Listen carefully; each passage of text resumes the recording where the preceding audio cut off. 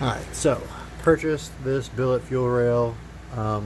It's a IE fuel rail, but I got it from USP like I do everything else. You can order it from either company. USP works with me pretty good, so I send them my business. In case you were wondering, if you have this setup with the AFP power intake that has the so-called heat shield on it, even though your headers are back there and it puts your intake in a terrible position, but somehow says it's dyno proven for however many horsepower. Long story short, if you buy this really nice fuel rail, you can see that here's the beginning of the stock fuel rail, here's the end on the other side. You will not be able to see this beauty underneath this, so you got to make some decisions. You're using it for performance only and you don't care if anybody sees it, perfect, it's going to be underneath there. Just like that is my coil top. I bought some R8 coil tops, some red ones. They look cool, they work better. You're only going to be able to see just the edge of that one if you're running this intake. Now you have some options. You can get rid of this intake if you have it.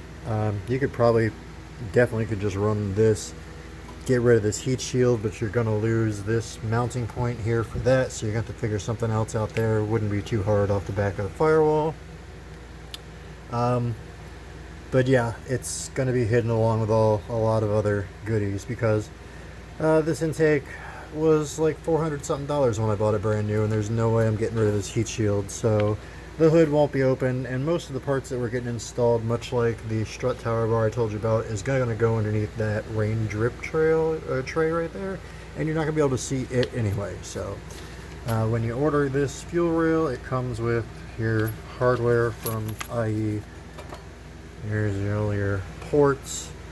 Your other option for this, say you're not running this and you hate the way this breather valve looks and and you want to be able to sell your good stuff, you can buy a $500 billet valve cover that, well, it looks great. It eliminates all the ugly. It's so dirty. But it also directly hooks up to a catch can, which is great for your oil overflow. It eliminates all the ugly, and you can see all the goody parts that you bought. So you've got some options, but that thing is $500. And I'm currently trying to work with USP to either get one of those, so when we get the manifold and we get everything else, we can try and relocate some things. Anyway, I'm getting off topic. Those are your options. You can go buy that $500 integrated valve cover, and then you go get yourself a catch can, run that, and just don't buy this also as an option. But I already have it, and everything fits underneath it, and you know, I know it's there. I know I paid for it, trust me, my wallet knows. So yeah, it ain't gonna look super cool, but it's gonna boogie. Later, taters.